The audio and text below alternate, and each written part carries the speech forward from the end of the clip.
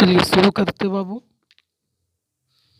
आज का current affair है जो 23 दिसंबर, जो बाबू 23 दिसंबर 2023 का करेंट अफेयर है बाबू। अभी तक हमारे चैनल को सब्सक्राइब ना किए हैं तो प्लीज़ हमारे चैनल को सब्सक्राइब कर लें, साथ में बेल आइकॉन को भी दबा लें ताकि हमारी आने वाली वीडियो आप तक पहुंच जाए। चलिए शुरू करते हैं बाबू आज का करेंट अफेयर। धन्यवाद। चलिए शुरू करते हैं। बोलता है गणतंत्र दिवस 2024 के अवसर पर मुख्य अतिथि कौन होंगे। जो मुख्य अतिथि होंगे बाबू, जो फ्रेंच के जो प्रेसिडेंट है बाबू इमैनुएल फैक्ट्री जो है वो गणतंत्र दिवस 2024 के अवसर पर कौन होगा बाबू, मुख्य अतिथि होंगे।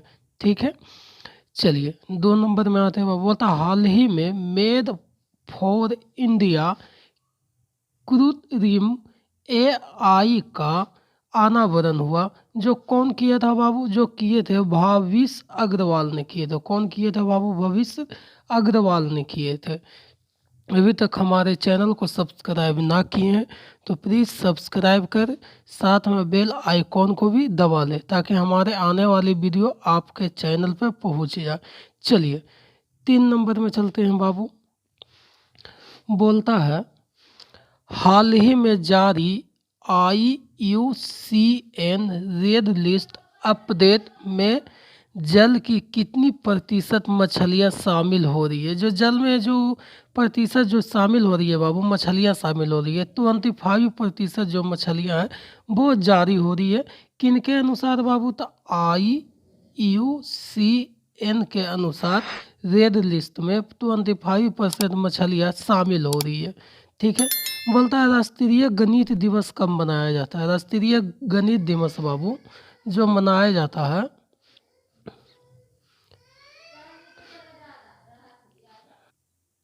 जो राष्ट्रीय गणित दिवस मनाया जाता है बाबू वो मनाया जाता है 22 दिसंबर को। 22 दिसंबर को किनके यादगार में बनाया जाता है बाबू, तो रामानुजाचार्य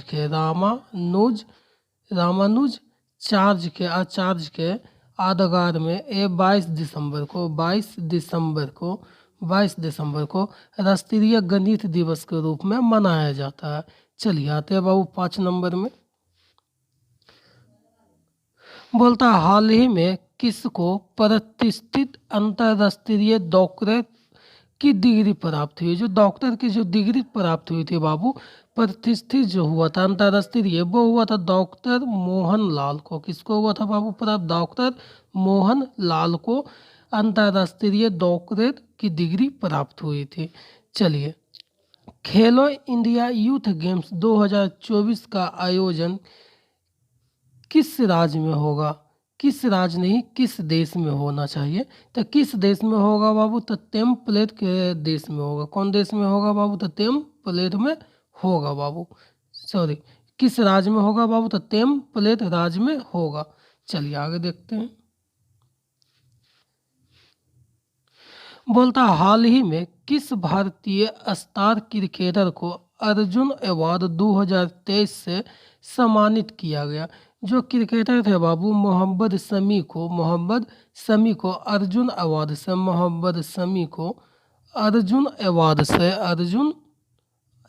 2023 से सम्मानित किया गया था। किसे सम्मानित किया गया था बाबू, तो मोहम्मद शमी को अर्जुन अवार्ड 2023 से सम्मानित किया गया था। चलिए आगे देखते हैं बाबू। बोलता है फिच द FIH महिला गोलकीपर ऑफ द ईयर का पुरस्कार तीसरी बार किस भारतीय ने जीता। वो जीते थे बाबू जो भारतीय हॉकी की जो टीम के जो कैप्टन थे सविता पुनिया ने गोलकीपर ऑफ द ईयर का पुरस्कार अपने नाम किया था। कौन थे बाबू, सविता पुनिया, जो भारतीय महिला हॉकी टीम की कैप्टन थे बाबू सविता पुनिया, वही जो थे गोलकीपर ऑफ द ईयर का पुरस्कार तीसरी बार अपने नाम किया था। चलिए आते हैं बाबू आगे। देखिए VVI है बाबू, थोड़ा ध्यान देना। ठीक है, अंतरिक्ष है और IT के क्षेत्र में है बाबू। ठीक है, बोलता है इसरो 2024 में अपना पहला मानव अंतरिक्ष उड़ान मिशन शुरू की योजना बना रही है। जो इसरो है बाबू 2024 में जो अपना जो है पहला मानव अंतरिक्ष यान की उड़ान की योजना बना रही है, जो यहाँ से बाबू पृथ्वी से आपको अंतरिक्ष में ले जाएगा।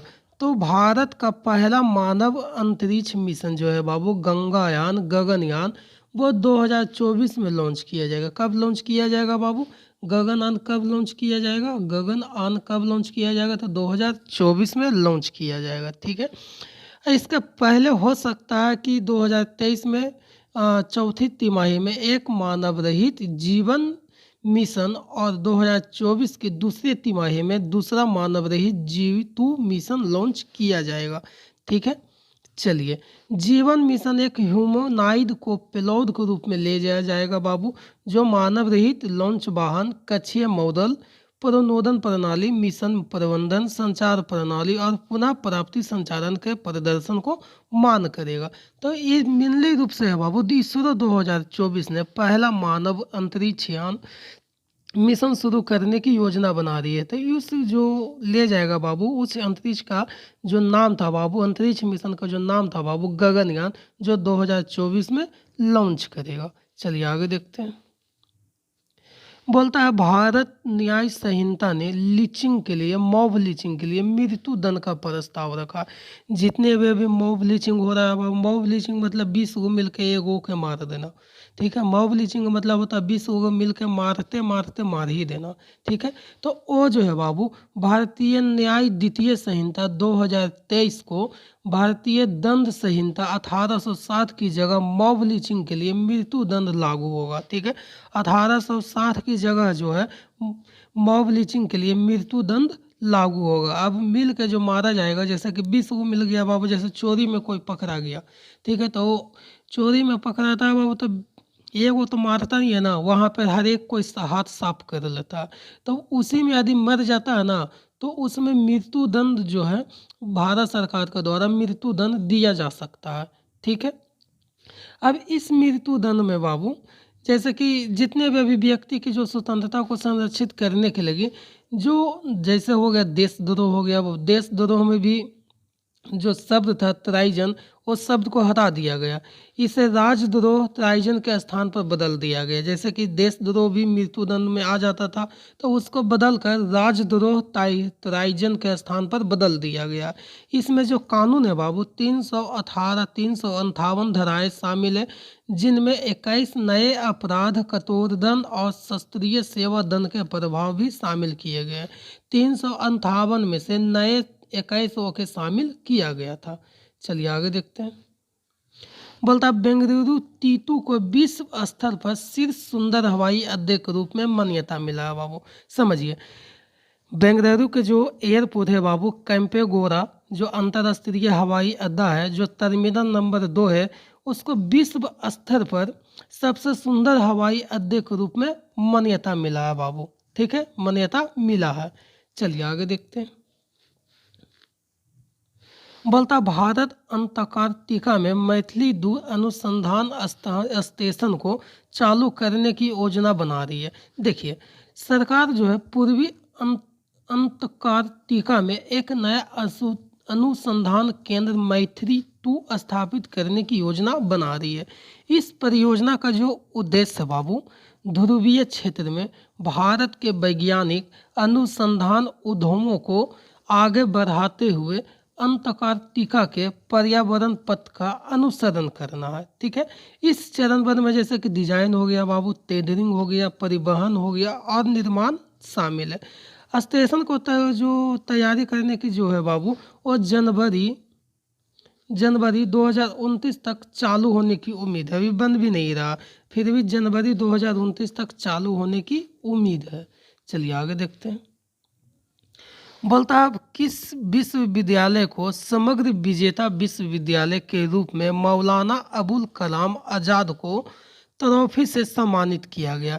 देखिए, ये किस विश्वविद्यालय की बात किया जाता है बाबू, तो ये जो विश्वविद्यालय है बाबू गुरु नानक देव यूनिवर्सिटी अमृतसर के जो मौलाना अबुल कलाम आज़ाद को ट्रॉफी से सम्मानित किया गया है। ठीक है। अब देखिए इसका कुछ इम्पोर्टेंट नोट भी है, इसको नोट भी है बाबू, इसको थोड़ा ध्यान देना। देखिए अब्दुल मल्लाह अबुल कलाम आज़ाद को ट्रॉफी 2023 में गुरु नानक देव विश्वविद्यालय अमृतसर ओवरऑल विजेता विश्वविद्यालय लवली प्रोफेशनल यूनिवर्सिटी पंजाब जो प्रथम स्थान पर प्राप्त हुआ था, और कुरुक्षेत्र जो है द्वितीय स्थान पर प्राप्त हुआ था। ठीक है। देखिए जो लवली है बाबू, लवली जो प्रथम स्थान पर प्राप्त हुआ था बाबू, एक मिनट